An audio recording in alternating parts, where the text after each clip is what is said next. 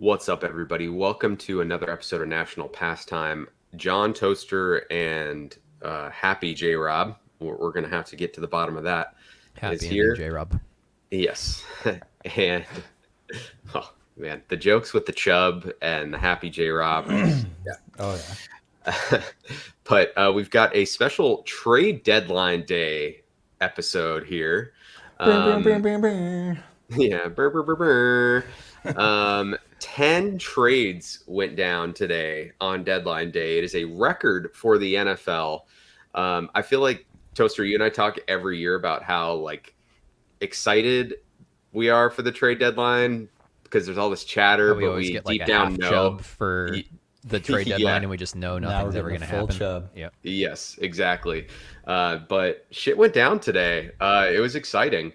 And I guess where I want to start is, what trade, start with you, Toaster. What trade do you think, and we can even loop in like all the trades that happened prior to today, right? So Christian McCaffrey, Roquan Smith, everything that's gone down really in the last week or so. Which trade do you think is going to make the biggest impact? Well, gonna go completely back on what I said last pod, and clearly now that CMC is the leading receiver, rusher, and passer on that team, practically, that trade compensation seems like nothing because they're built to win now, and if they're able to get McCaffrey that integrated into the game plan 1 week and whatever 2 days into his playing career in San Francisco, that team just looked unstoppable with CMC back there.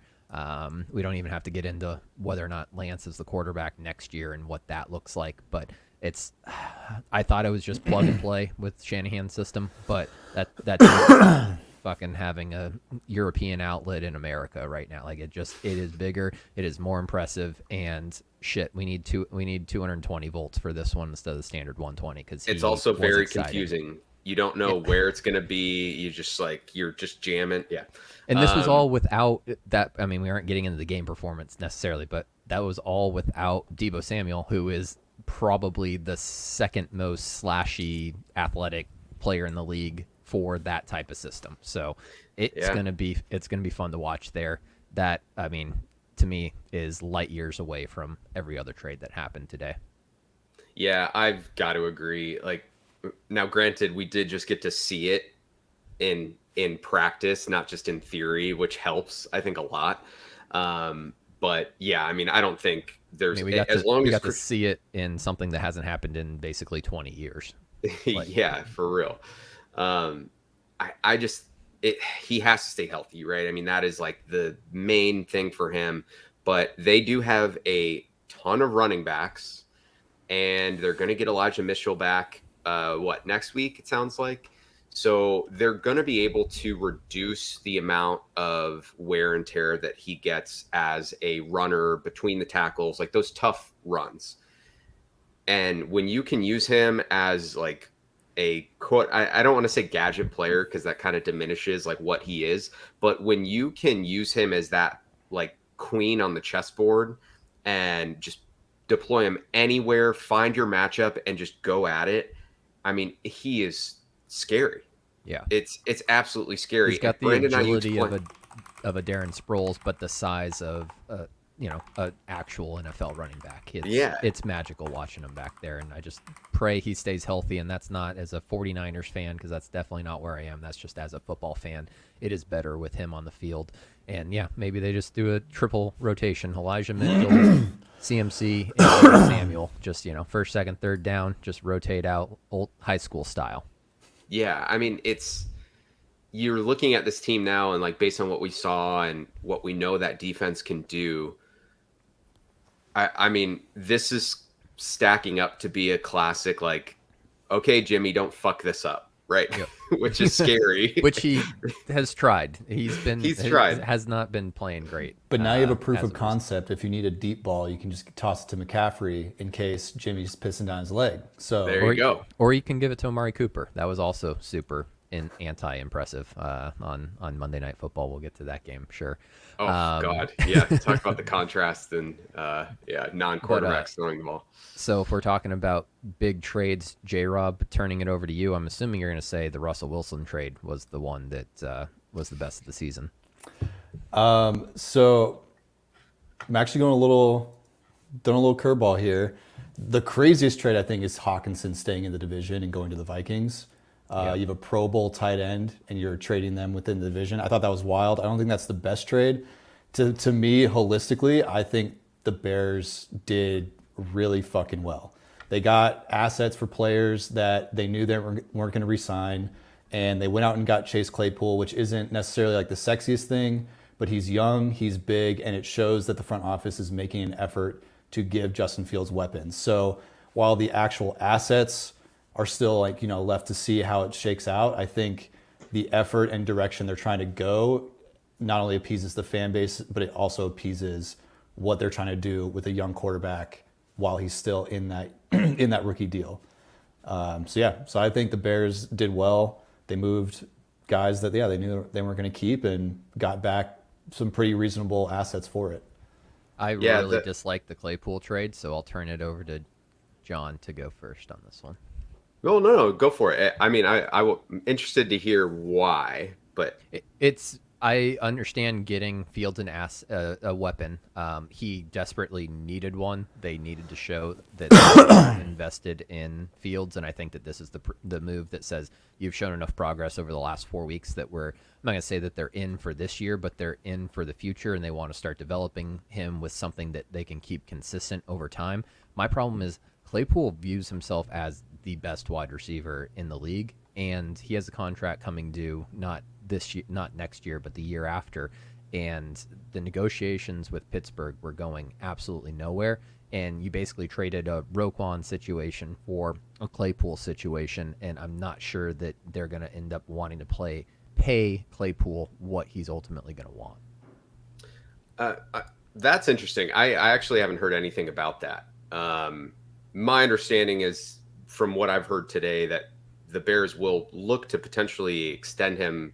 They could look to extend him this offseason, and there's Are you been going to no give him talk. $20 million? There's been no talk that he's even going to sniff that, from what I've read. So I that's news to me. And if that is the case, then obviously that complicates it a little bit. But you also don't have to pay him this year.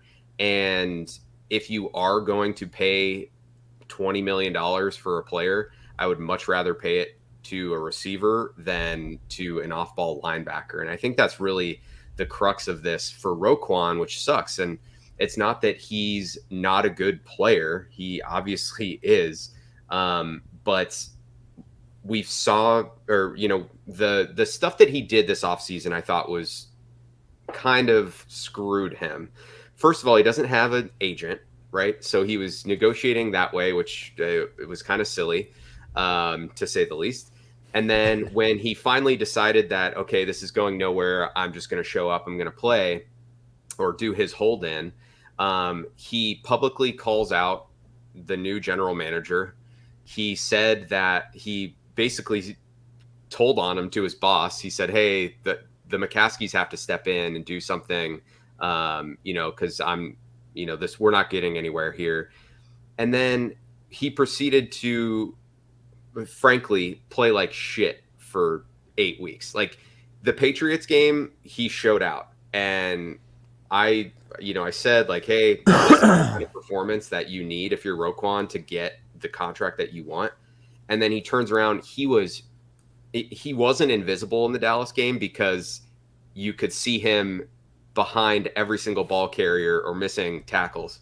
Like, this wasn't a good fit for him, I don't think, in this defense. Maybe his mind just wasn't in the right spot. But at the end of the day, like, I am 1,000% fine with getting rid of an off-ball linebacker that's going to want a $100 million contract when you're in the position that the Bears are. The Ravens, I don't know how they're necessarily going to handle it. They obviously have the Lamar situation there too, which is interesting. But as far as Claypool goes and giving up what they gave up, I don't love the value of giving up a second-round pick, but it's not the end of the world. And when you look at Chase Claypool and what he was as a prospect, what he was his rookie year to some degree, he is an X. He's an outside receiver, go ball winner, contested catch guy, like can get up the field. He's a freaking nature athlete. He's had the corpse of Ben Roethlisberger, Mitch Trubisky, who is maybe one of the most well-known terrible deep ball throwers in the NFL, and Kenny Pickett, who can't get the ball down the field either, throwing to him. And he's just not only that, they've misused him this year a ton. He's played almost exclusively in the slot this year, where he's played the majority of his career, especially his college career, on the outside. I just think stylistically he matches up really well with what the Bears need and what Justin Fields needs. And I'm not saying I think this is like a home run move by any means, but I think I agree with you. Where I get the value is in the consistency, and you're giving him somebody to develop with now that he can carry through. When you look at what the value of a second round wide receiver ultimately is, you've got Wan'Dale Robinson, who jumped in as basically the starting wide receiver for the Giants. Not necessarily saying that that's ultimately that impressive, but it is. But they got George Pickens with basically the same draft pick that they gave up this year is what the Bears are giving up for Claypool. But now he's 3 years younger on a contract. And that's just where the value isn't there for me for Claypool, especially if he wants to be paid as a top 3 wide receiver, which is what he said to the Steelers in the offseason. So we'll see how it plays out, and maybe a change of scenery for Roquan and Claypool will both make them, level set and kind of internalize what they need to see. But we also see that they went the opposite way for Russell Wilson, and now he thinks he's the biggest, baddest mofo on earth. So we'll see how it plays out. I don't have an issue with receivers thinking they're the best in the league, and like I feel like having that confidence is a good thing more than a bad thing. And who knows how that'll affect contract negotiations, but you gave Fields someone that can actually competently win one-on-ones and give him an outlet that he doesn't feel like he has to hesitate and make a decision on. That I think it'll help build confidence across the board. That is completely fair. It's somebody that he can chuck a ball up to, not knowing that he's open when he has to release it, and he can at least make a 50-50 play on the ball. In worst case, it falls incomplete rather than intercepted or muff fumbled, whatever Velus Jones likes to do with the ball at this point. Yeah, I will say, like, my last point on this here, and I'm struggling to find the list that I saw today, but the list of second round wide receivers that have been chosen over the last 4 years is really sad.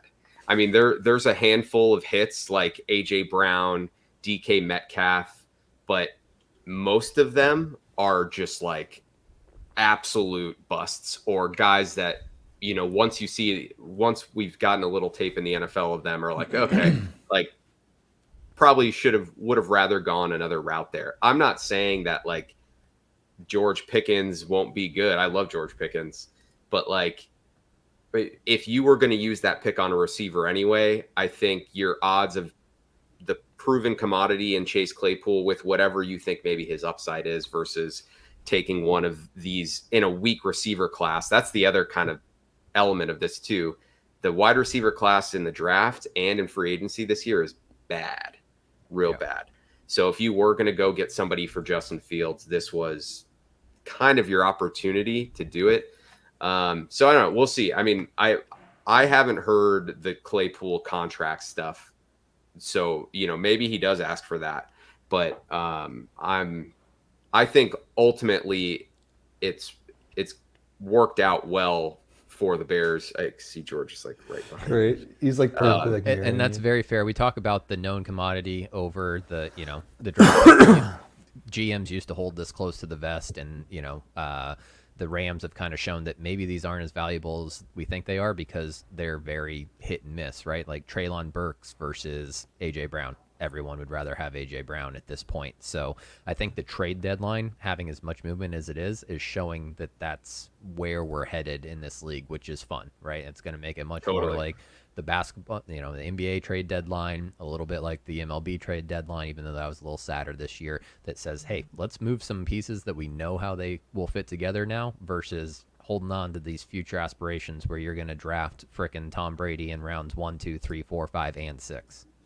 Yeah, what's the Peter Griffin meme where he's like, or maybe it's Homer Simpson, where What's that fat guy cartoon meme? Choose the mystery box, and Oh, like right. there's It a could boat. even be a boat. I think it could, yeah. There's a boat, and then there's a mystery box, and he's like, but it could be a boat. It's like the that. mystery box could be anything. It could even be a boat. Yeah, Yeah. no, it's 100% that. So I think that, like I said, 10 trades today, that's showing that GMs are saying, I'd rather evaluate you in a professional situation rather than watching you play Eastern Kentucky and beat the shit out of them, because that's why I think that's one of the reasons that Bill Belichick hasn't drafted as well, right?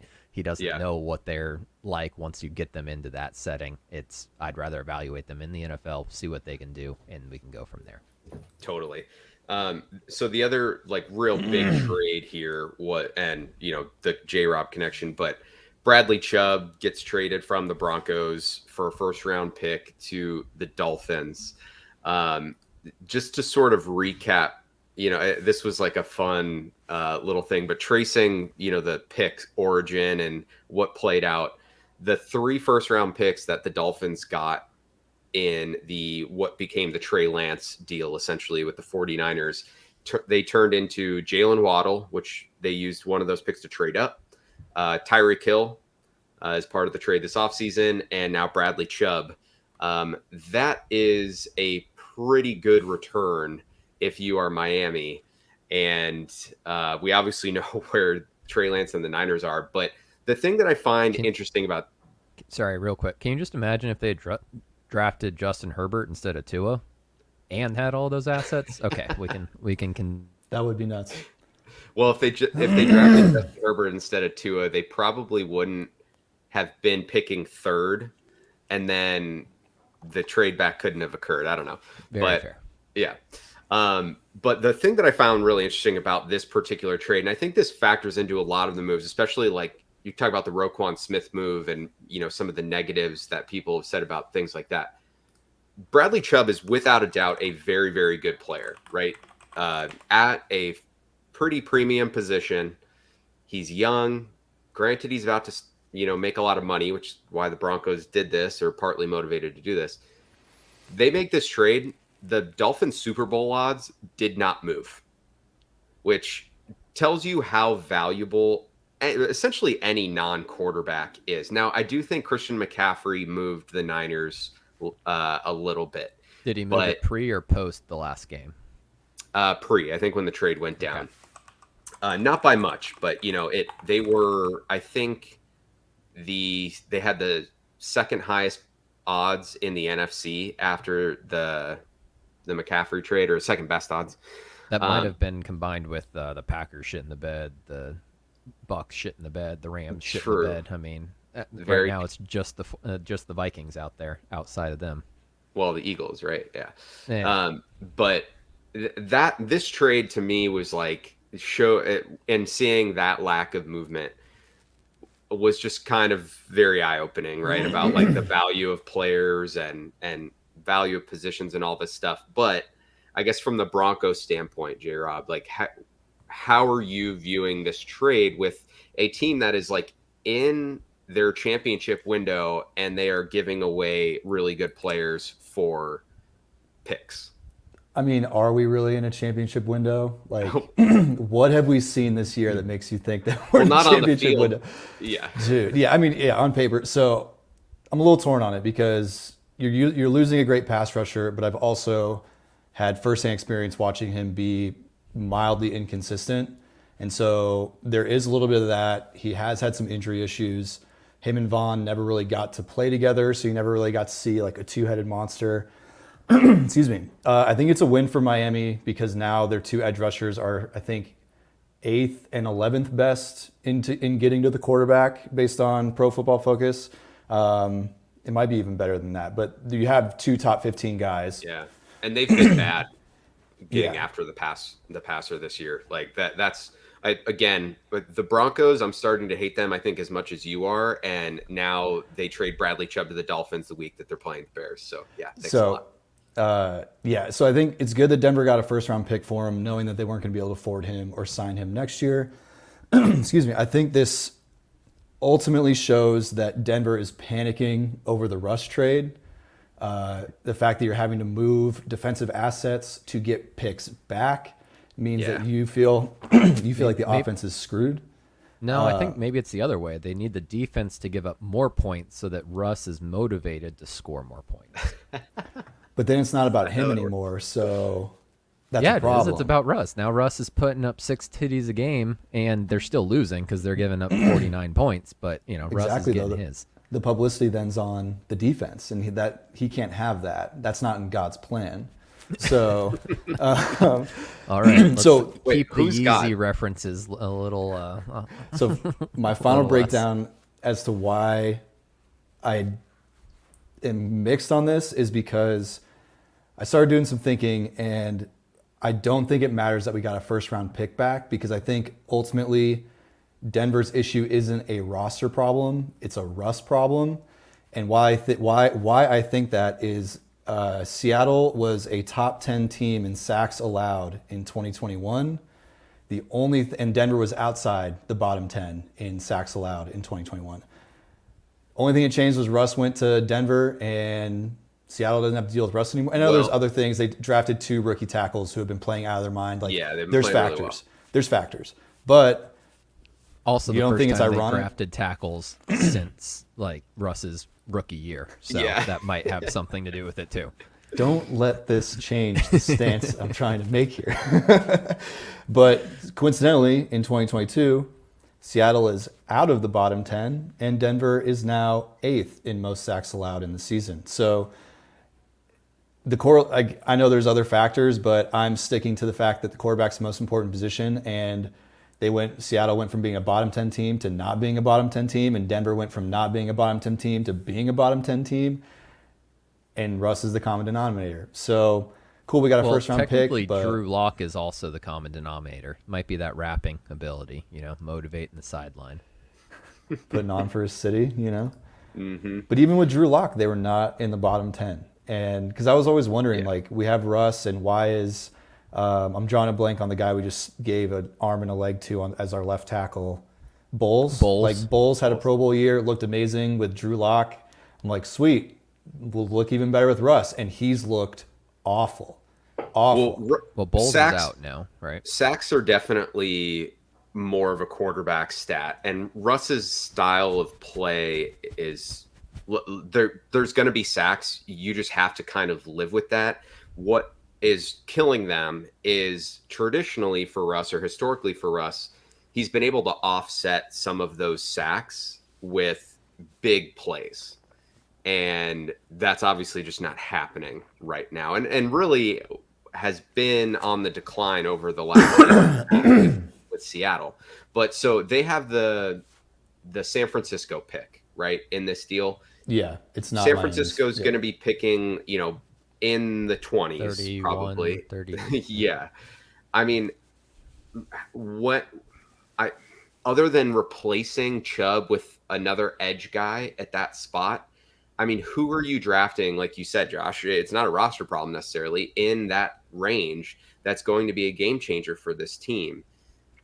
I don't think anybody really. I mean, right? Baron Browning as a rookie has been okay, and I think I think that helped them make the Chubb decision. Like looking at Browning being like, he's young. He has been good. We can maybe, if he's anything that we expect him to be, we'll be okay. Even if he's a little less than Chubb, I think they're looking at they'll be okay.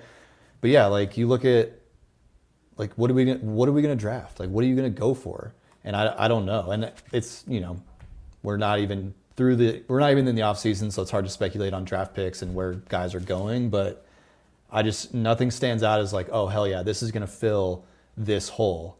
It's now just cool, more question marks around an already questionable situation. The Chubb-sized hole that has been right. Oh, sorry. Yeah, now we went flaccid and just left there open. And I think they're planning on Browning to fill that hole, as well as getting Randy Gregory back this year. So they were saying, let's get some assets for this while we can. Like you said, they were not going to pay Chubb. They can't afford to pay Chubb after Russ stealing, whichever way you want to put it, all that money. But I think that ultimately it doesn't move the needle for the Dolphins to me. And if the odds reflect that, that's a lot to give up. And what it means to Yeah. me is they are all in on Tua now. And watching that last game, threw for 300 some odd yards, 370, 380 up there. And most of the throws were either to wide open wide receivers or pitifully underthrown. Waddle and Hill are carrying that offense right now, and it'll be interesting to see how this works out 2-3 years from now, since they're going to have to pay Tua. I agree, but I mean, no matter where you look, Tua is producing, and I know It's easy to produce when your guy's open by 10 yards. That's not his Totally. fault. He No, He it could be is his missing fault throws. because he could be throwing it in stride and he'd have 6 touchdowns a game. I mean, watching Tyreek get underthrown time and time again. I mean, you can call it accurate if it hits you in the hands, but if you have to slow to a crawl just so that it hits you in the hands, then is it really that accurate? I mean, Hunter Pence made a living off not being sexy, and he won many World Series. I know it's different sports and different strokes, but I feel you, but like any metric you look at, even the ones that are tracking player movement and things, like he is producing, like his completion percentage over expectation is crazy high, and he's pushing the ball down the field, which that was my biggest concern with the Tyreek trade was like, you've got this guy whose main ability is getting open down the field, and you have a quarterback that, to your point, and I'm not disagreeing with you that he's criminally underthrowing some of these balls, but like Tua's like just not, that's not who he is, right? Like whether he can make those throws or not, he just doesn't do it. That's been completely different for him this year. And he's pushing the ball down the field with Waddle and Tyreek. And I don't know, like we'll see. Maybe Tua comes back to earth a little bit, but he's come back to earth twice this year, and he had to sit out multiple games because of it. Came back a little too hard. Gravity was not in his favor there. But I don't know. I mean, they look so good with him. I agree with you. I don't think Chubb really moves the needle too much. And I think this was a lot to give up. I think they probably could have gone a cheaper route here and gotten similar production. They went for the splashy move. I'm not going to necessarily hate on that. It's fun. We're talking about it. But if Chubb, if he does make a difference for their pass rush, that is a game changer. I don't know if it puts them over the top of a team like Buffalo or Kansas City. But they weren't going to compete with them, right? Without that. They needed to take a chance. Do something. Exactly. So we'll see. Maybe this looks like shit in a year because Miami inevitably, like based on the moves that they've made, they've pushed their chips in. And if it doesn't work, which, it's a tough Buffalo and Kansas City still exist. If it doesn't work and doesn't get you a Super Bowl, they're going to have to make some really, really hard decisions here soon. They've already had their pick for this year forfeited because of all the shit that went down with Tom Brady. I mean, they're in a tough spot, but I like teams taking chances. I'm not going to hate on that at all. I agree with you because this is the thing about the NFL is you make money regardless. It doesn't matter if you're the Detroit Lions or you're the Kansas City Chiefs. You're making money, so you might as well go all in, push everything into the center of the table, and say this is our year. And if it takes us 5 years to get out of the basement, or 20 years if you're the Texans, then so be it, right? Because the revenue is going to be there. There will be butts in the seats regardless, unless you're in Vegas where they just don't show up to the game after paying for the tickets. Yeah, I mean, we'll see what happens with them. I think if they have to go to Buffalo, it's going to be an absolute disaster. Yeah. But speaking of Buffalo, that Nyheim Hines pick is sneaky scary, in my opinion. He's he's a Swiss Army knife. The Bills have shown they don't really either care to run the ball or they can't run the ball, however you want to spin it. They're just not a running team. And he becomes an asset that can do everything that you need from a running back while also fitting into their pass happy scheme. And the dude is a freak athlete. So that one to me flew under the radar that I think will actually make a bigger impact for them than maybe what Vegas or anyone wants to give him credit for, because he's a Swiss Army knife, and I think he was losing touches to Taylor when he's been outperforming Taylor all year. I think that was a frankly outperforming everyone that's been in front of him for years down there. I think that was a sneaky pickup. I think it was good. What was the compensation on that? I'll look into it. I'm not sure. They got Zach Moss back in return and a conditional 6th-round pick, I would assume, based on not playing time, but actual stats put up. Oh, wow. Okay. I didn't realize they shipped Zach Moss off in that. Yeah. I mean, yeah, I agree. I think that's good. Look, any piece that Buffalo adds at this point is just icing on the cake, right? It's one more thing you have to worry about when you're playing them in that offense. Like, more power to them. I think, based on what they gave up, it's fine. But they do have a lot of running backs already. Singletary's played really well. James Cook's come on as of late. I don't really know. That was what confused me about this one a little bit. Confused me too. That I just don't they're think similar, they're similar models there, but to the point we made earlier, take the known versus the, still to be proven. Yeah, and a 6th-round pick, is it really that big of a deal? No, and they weren't using Zach Moss anyway. Right. So, yeah, I think I like it. I mean, I like the move. Look, I love when teams like Buffalo that have very little holes, and if they have even a minor weakness, are like, yeah, fuck it, let's just add to that.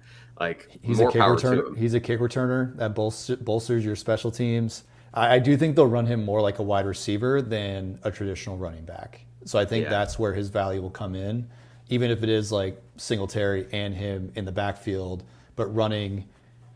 I mean, you could essentially run a triple option with Allen, Singletary, and Hines, being a read option with him and Singletary, and letting Hines be, running halfback angles, running flat routes, running deception plays. Like, I don't know. I think there's going to be a lot of unique stuff that they're going to do with Hines that is going to cause problems for defenses. I don't know. The last time Josh Allen tried to get cute with shit like that, he fumbled against the Chiefs on the opening drive. So I'd say, let's just keep it in our blessed players' hands and play, play a little safe. I do want to get your feedback on this one, John, because I thought it was a pretty good trade, and it involves the Bears.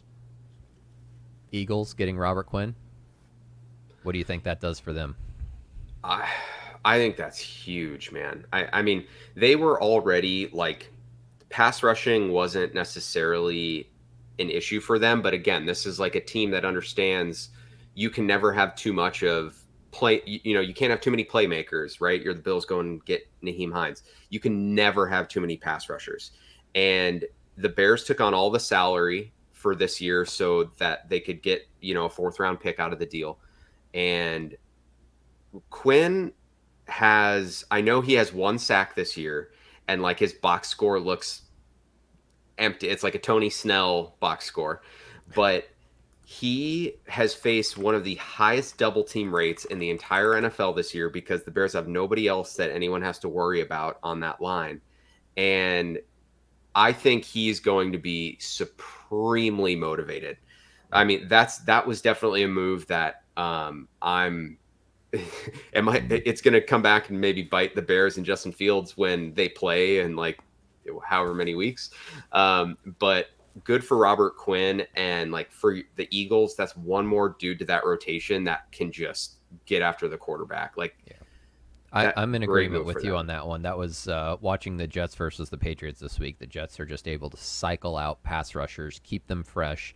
Yeah. You can never have enough of that. And if as long as the offense gives you the opportunity to sub them out, then a fresh pass rusher going against the same, 5 guys for 70 plays a game, you're eventually going to be able to make some hay. So I really like that one. But outside of the CMC one, because I don't think that's fair, that's practically a Madden trade or fantasy football, somebody throwing away the season.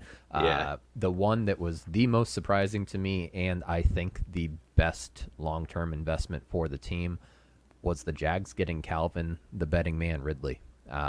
Came out of nowhere. Zach Lawrence is 5-20 in his first 25 games. Trevor, sorry. Yeah. Sorry. Zach Talking Wilson about Combining a him bunch and of, Zach ring to- Wilson. it's got a talking better about a ring to it, though. bunch of really shitty quarterback. No.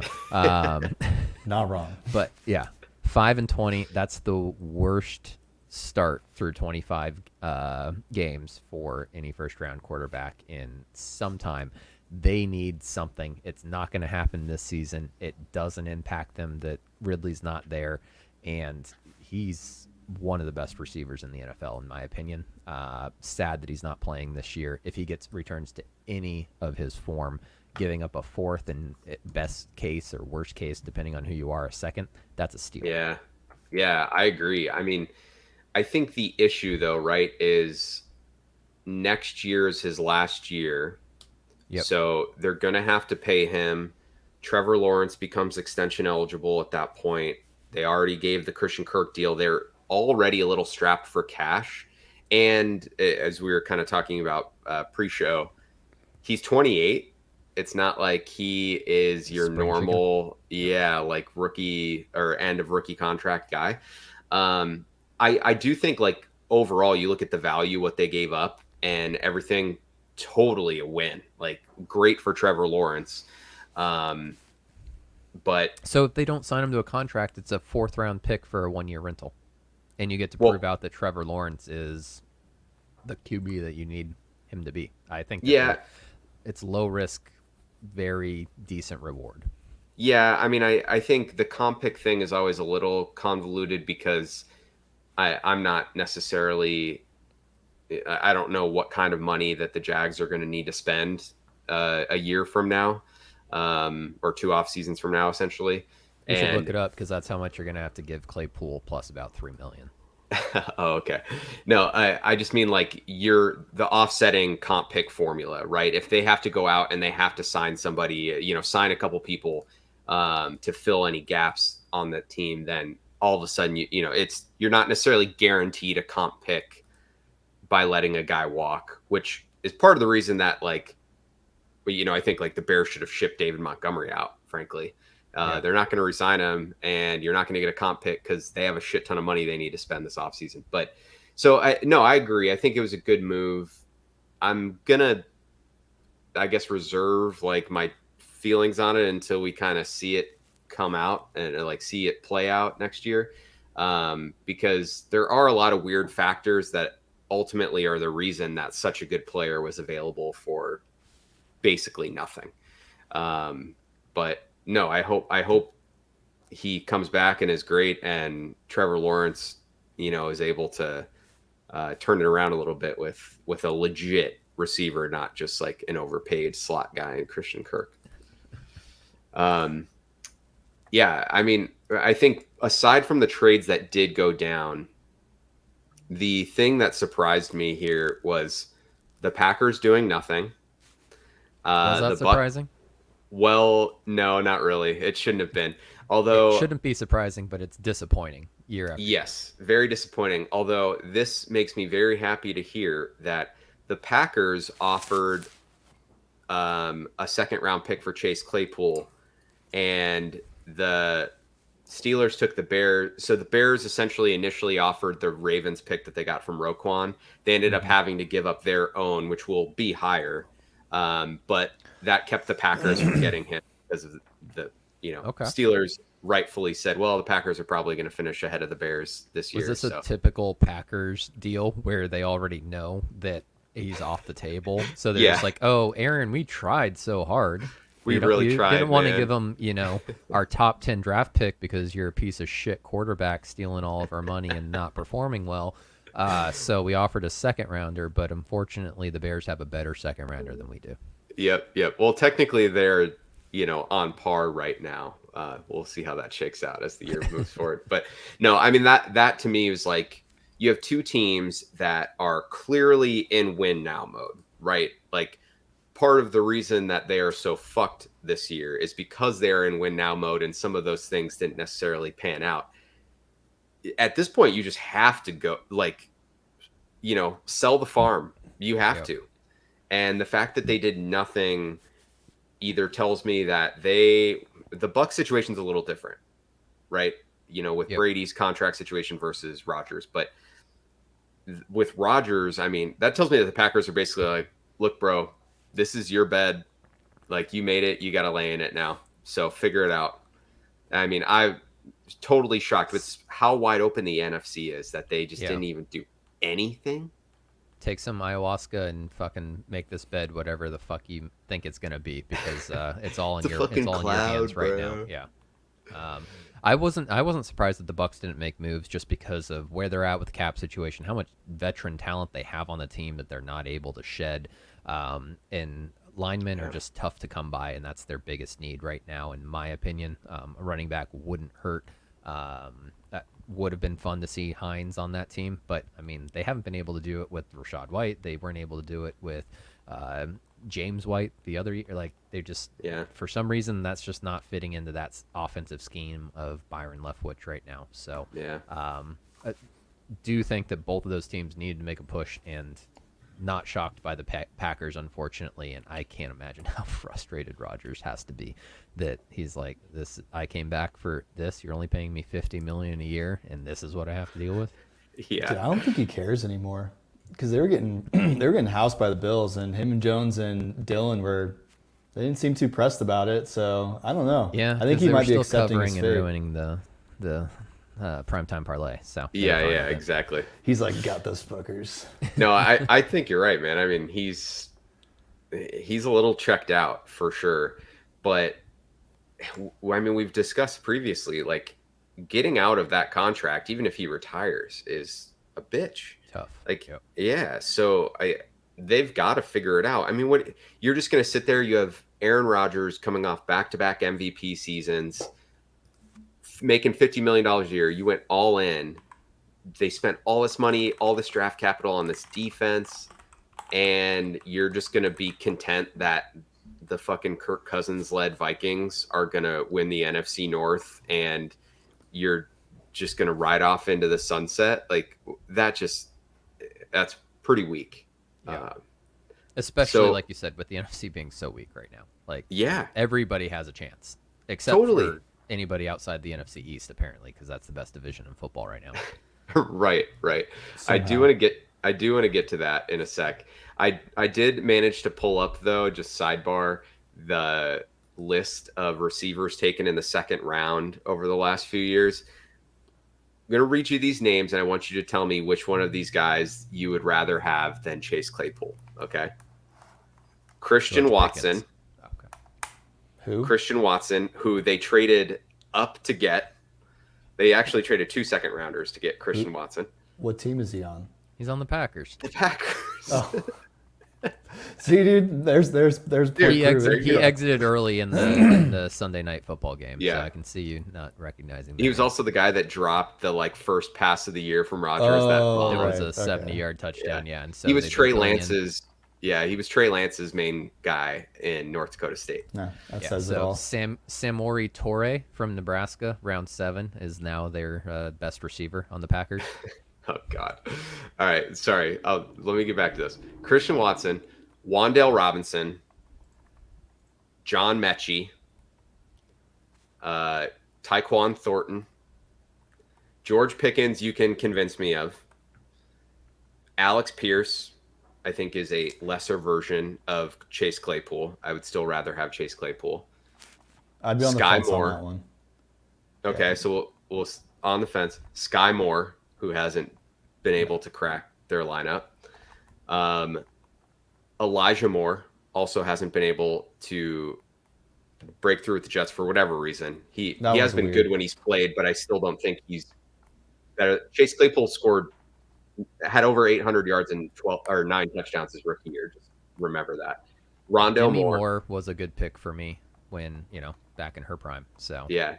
Rondale Moore, Dwayne Eskridge, Tutu Atwell, Terrace Marshall Jr. That one is a maybe for me. That one might be a byproduct of being on a shitty team. Maybe. I mean, but the fact, he has to be like 2 a top 3 one. draft pick quarterbacks on his team. Why would he not have talent? Bro, they also said Trevor Lawrence was going to be the best prospect since Andrew Luck, and he's far from it. So, all I'm saying is, like, that is that's 3 years of names that you maybe There was no three. definitive. Yeah, there was no definitive like, oh, I would take that one And over. Pickens is 1,000% like a projection. Like Yeah, that's a Pickens, I don't vibes. think. Yeah. Yeah, he's not. I don't think he's going to hit Claypool's production numbers as a rookie by any means. So anyway, just side note that Well, second round receivers are Claypool had a Hall of Fame quarterback in Pickens. really I don't second. even. Is it Trubisky or is it Second to last year, Ben Roethlisberger. Hall of Fame quarterback? This is what you can do with stats. You can Dude, make them say whatever you want them to say. Dude, and he was getting thrown to by the MVP, the Nickelodeon Most Valuable Player. Like the MVP. That's yeah. fair. There you go. Yeah. Turn it right back on me. So anyway, struggle bus city for second round receivers for the most part. I'm fine with Claypool in place of that. But I know we're at time. Last question. Is the Chiefs trade for Kadarius Toney the home run hit that we think it could potentially be? Or does it fall flat on its face? I think it's a big pick, but I'm also just terrified of the Chiefs. So any weapon they get, I'm just like, great, they got better. So I think it's going to help. My faith is just fully in Andy Reid at this point. Even if Tony is like a guy that's going to get 5 touches a game, they're going to max. Those touches are going to be fucking scary. Yeah, and it's going to open stuff up for the rest of those guys. So it's amazing how those soft tissue injuries get better once you get traded away from the team you don't want to play for anymore. Yeah, the memes in the group chat were the just Willy Wonka immaculate. That made me so happy seeing. They're immaculate. Yeah, no, I think that's going to be a really good, shrewd move by that team, and Andy Reid is going to know what the fuck to do with him. So. All right. We covered a lot there. I think it's probably best that we wrap, unless you guys want to just roll this thing. No, I say we wrap, and I can end it on a little bit of a teaser. Speaking of like making moves, winners and losers. Okay. Got a little bit of a player A and player B scenario on who would you rather have. Okay. So it's between Trevor Lawrence and a mystery quarterback. Okay. I'm just going to go by some of the easier ones to identify here. Trevor Lawrence completion percentage 6. So they had similar pass attempts, both 859 and 869. So similar comps. So everything else is going to basically be who's better. Is this rookie year or what is this? This is their entirety as a pro. Their career. Yes. Okay. So it's not going to be Trey Lance. We can rule that one out. Correct. So Trevor Lawrence completion percentage 60%, 5,400 yards, averaging 6.2 a throw, 22 touchdowns, 23 interceptions with a rating of 75.9. Mystery quarterback 63 completion percentage, 5,900 yards, averaging 7 yards per completion, 41 touchdowns, 12 interceptions with a rating of 93.9. Who is the mystery quarterback that the Jags let go? Oh, it's got Gardner Minshew, right? Yep. Yeah. Dude. So when I That saw guy that, got I was like, screwed in that situation. He did. I mean, yeah. It's the Taylor Heineke thing that I was talking about. Like, he's a fucking gamer, and he will do anything and everything to win, and that mustache just takes it over the top. I want him to get another chance in this league. It's a shame that he's not a starting quarterback right now. I think he's more than a gamer. Like, I think he's a legitimately Heineke decent or Minshew? quarterback. Minshew. Yeah, I think he's like got legitimate quarterback skills. Heineke just kind of pulls a rabbit out of his ass. Named after like a shitty Pokemon? Wasn't there a Pokemon that was Minshew? Yeah, maybe. I don't know. I'll take that up. Yeah. But no, that guy got screwed. No, I mean, look, man, I'm still gonna ride with Trevor because I think the situation has been shit. But I think now that we're starting to like have a little bit more hindsight and clarity about who he was as a prospect, like one thing that he was never necessarily great with was accuracy. He was never like top of the top, cream of the crop from that standpoint. You're seeing that play out a lot, and his decision making I thought was always decent as a prospect, but he was also propped up by a lot of RPOs in that Clemson system, and it's good skill players. Well, he peaked so early too. Like he was the next big thing freshman year, and then after that, I saw a performance drop off. Quite frankly, I did not see the same out of him 3 years into his career as I did his freshman year. The freshman year was something that it's kind of like having an Arch Manning name to your pedigree. At that point, you're just like, well, we're just going to take this because of what he's already accomplished or what his family's accomplished. Because I didn't see him develop over the following 2 years at Clemson, quite frankly. I would agree. I think like the things that make him exceptional are things that you can't teach, which is his pocket presence is insanely good. And he's a very good athlete, which hasn't really been utilized at the NFL level all that much. But yeah, I mean, accuracy and decision-making are two really, really big pieces of the puzzle there. I think maybe the decision-making thing you can phase out of him a little bit, but I don't know, man. Yeah, it's not been good for the 2021 class as a whole. That's for sure. All right. Well, then let's end this here. Thank you, everybody, for listening to our trade deadline recap. We'll get this up ASAP for you. And yeah, any parting shots, you guys? Oh, we never talked about why I was so happy. Had nothing to do with the Denver trade. Denver's on a bye, baby. We don't got to watch them play football. I know that feeling all too well. So I'm so good. Yeah, that is a good one. Maybe we'll hit this in the next pod, but the Let's Ride being back was probably the worst thing to happen to me this week. Dude, Laura Rutledge's face when she turned around Jesus Christ, this guy can't let it go was just perfect. That was amazing. All right, thanks for listening, everybody, and we will get a second episode for you this week with our Week 9 preview. So, have a good one.